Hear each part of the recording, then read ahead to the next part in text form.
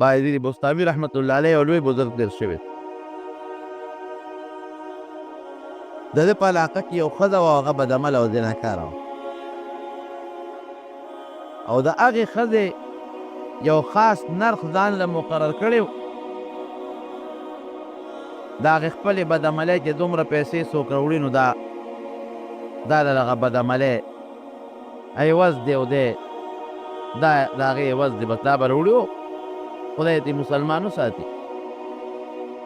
بایزید بسطامی رحمت الله علیه ته چالو وي چې دلته خو یو زناکاره ډمه ښځه ده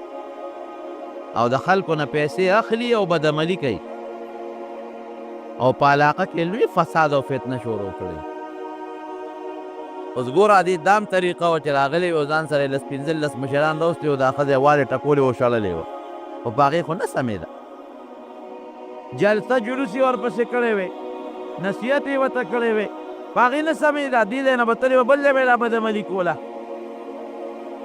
نو په یو عجیبه انداز راغې او د دغې زنانه چې په کوم کور کې دا ډمه ښځه دا زناکاره پلیته دیره وه، د هغې د کور مخې ته یې جانماز واچو، د دروازې مخې ته په مانځو ودرېږي. دا زناکار خلک چې راځي چې ګوري چې بایزید بسطامی رحمت الله علیه خو لوی بزرګ دی، پر دروازې مخې ته یې مصلی جوړې ده او مونځ کوي، چې ورته ګوري خلک هسې د دې نیکانو نه یو پوټی حیا کوي، نو دې تښتي. بل بدعمله راځي زناکار چې ګوري واپس دی، چې ماښام شو دغه ډمه زناکاره د هغه خپلې ویندې نه تپوس کوي، وایي نن خواړو څوک رانهلل، نور کله خو په مونږ ډېر لوی رشي، ډېر خلک راځي او اډوانس مخکې پیسې راوړي، نه نن څوک رانهلل، ته باروزه څوک وګوره. چې دا وینځه بار راووته او بایزید بسطامی رحمت الله علیه خو لوی بزرګ و، ټولو خلکو پېژنده، اوس په مصلی د دروازې مخکې ولاړ دی، منډه یې کړې، وایي نه کې بله لانجه ده، وایي څنګه؟ وی بسطامی صاحب راغلی دی او جانماز یې ویل کړی دی،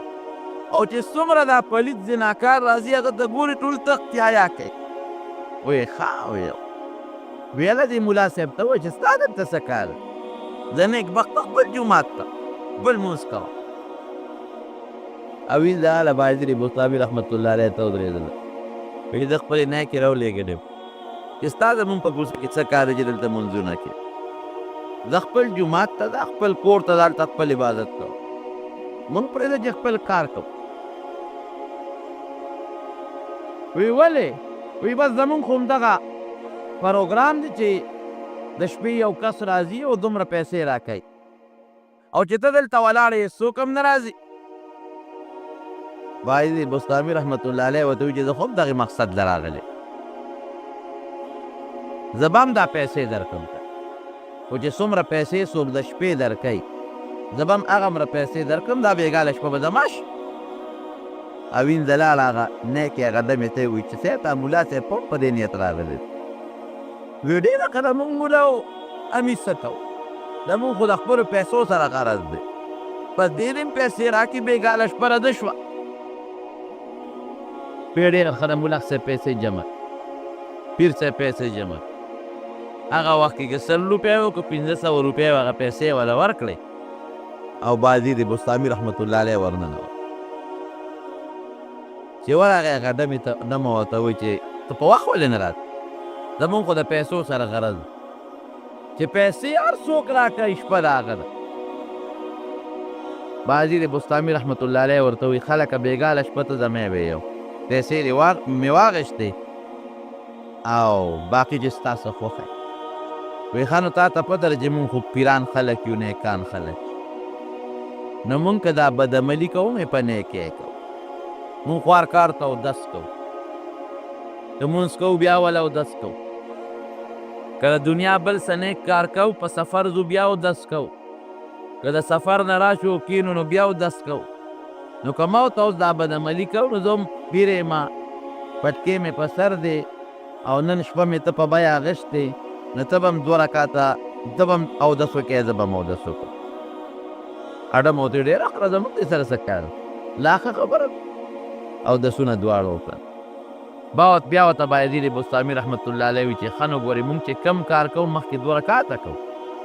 لمونځ کوو 2 رکاته، نو آصف ما تاله پیسې درکړې، شپه زما ده چې زه در باندې څه کومه به ته کې، یو 2 رکعاته مونځ به زه وکړم او 2 به ته وکړو او د هغې نه پس به بیا له خپلې قصې پیسې سمو. ډېره دا ډمې په مانځو درو جانماز یې ورته وغوړه په مانځو درېده او بایزید بسطامی رحمت الله علیه شاته کېناسته او الله ته یې لاس اوچت کړی وی یا الله د بدعملۍ او د زناکارۍ نه مې راواړوله او دس مې پې وکړه پاکه مې کړه پروردګاره تا ته مې په مانځو ودروله باقي ستا کار زما دغه وس زما چې څه وسوه مې وکړه جګړه مې ونه کړه وال ټکول مې ونه کړل چغې مې ونه والې ریاکاري مې ونه کړه پاکه مې کړه ته پروردګاره بیا مې تا ته په مانځو دروله اوس تا ته ولاړه ده الله خدای ستا نه سوال کوم د دې بدعملۍ نه الله توبهګاره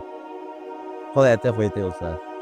او د الله دا ټول مخلوق ته دې مصیبت او د دې پلیتۍ او د دې ګند نه الله په حفاظت وساتي زما دغه وسو باقي الله ستا کار دې لګیا دی لاس یې پروردګار ته اوچت کړي دی او جاړي بایزید بسطامی رحمت الله علیه او هغه ډمه هغه پلیته بدعمله په مانځه ولاړه ده نو الله هم د چا خواري بې ځایه نه بولي چې د لاس اوچت کړي دي او ډمه مانځه ته ولاړه ده نو د هغې سوچ پیدا شوی دی چې دا ما اوسه پورې څه وکړه پیسې مې وګټلې خپل حیا مې خرڅه کړه خپله بېعزتي مې وکړه رب العالمین او پروردګار مې خفه کړه دا مې څه وکړل دا خو ما خو ونه کړل اوس الله د هغې زړه ته په هغه مانځه کې دننه هدایت واچوي خو چې هغې لمونځ خلاص کړه او سلام یې وګرځو راغې بایزید بسطامی رحمت الله علیه ته کېناسته وی صاحب بس زه پوه شو ما خو ډېره لویه ګناه کړې ده اوس ښځه هم جاړي اډم هم جاړي او بایزید بسطامی رحمت الله علیه هم جاړي ما خو ډېره لویه ګناه کړې ما خو په زندګۍ کې داسې شپه نه ده تېره شوې چې ما ګناه نه ده کړې اوس به څه کېږي وی اوس توبه وباسه الله به درته معاف ځکه د الله په حضور کې چې یو سړی د ګناه نه توبه وباسي او بیا ورسره وجاړي چې الله دا ګناه مې کړې ده او پروردګاره ما معاف کړې بیا به یې نه کوم نو الله د انسان ګناه معاف کوي اوس توبه وباسه هغې ښځې د بایزید بسطامی رحمت الله علیه په لاس بیعت وکړو توبهګاره شوه او په هغه زمانه کې ته داسې ښځه خدای جوړه کړه چې په ډېرو سړو کې داسې نیک بنده نو لکه د هغې نه چې خدای پاک کومه ولیه او نیکه او بزرګه ښځه جوړه کړه ټوله شپه به بیا الله ته جړل ټوله شپه به الله ته زاري کوله د ورځې به یې روجي نه وي او د شپې به یې تهجد او عبادت کو